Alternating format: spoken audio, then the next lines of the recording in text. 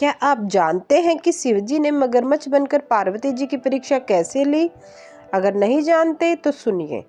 पौराणिक कथाओं के अनुसार माता पार्वती ने भगवान शिव को अपने पति के रूप में पाने के लिए सैकड़ों वर्षों तक कठोर तप किया था।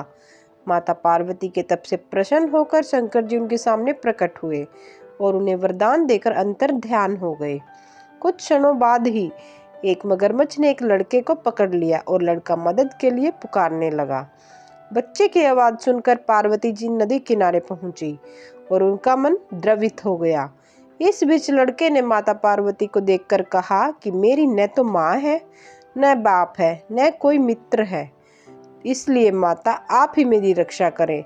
इस पर पार्वती जी ने मगरमच्छ से कहा कि ग्राहा इस लड़के को छोड़ दे। इस पर मगरमच्छ ने कहा कि दिन के छठे पहर जो मुझे मिलता है उसे आहार बनाना मेरा नियम है।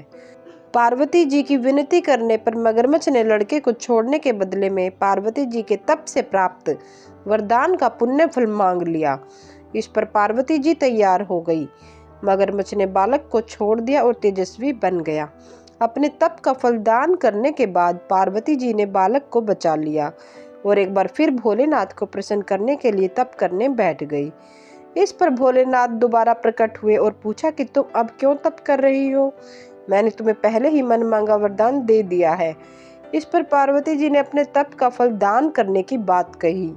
इस पर शिव जी प्रसन्न होकर बोले, मगरमच्छ और लड़के दोनों के स्वरूप में मैं ही था।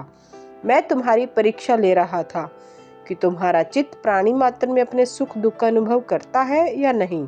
तुम्हारी परीक्षा लेने के लिए ही मैंने ये लीला रचाई थी। अनेकों रूप में दिखने वाला मैं ही एक सत्य हूँ, अनेकों शरीरों में नजर आने वाला मैं निर्विकार हूँ। इस तरह पार्वती जी शिव जी की परीक्षा में उत्तीर्ण हुई और उनकी अर्धांगिनी बनी।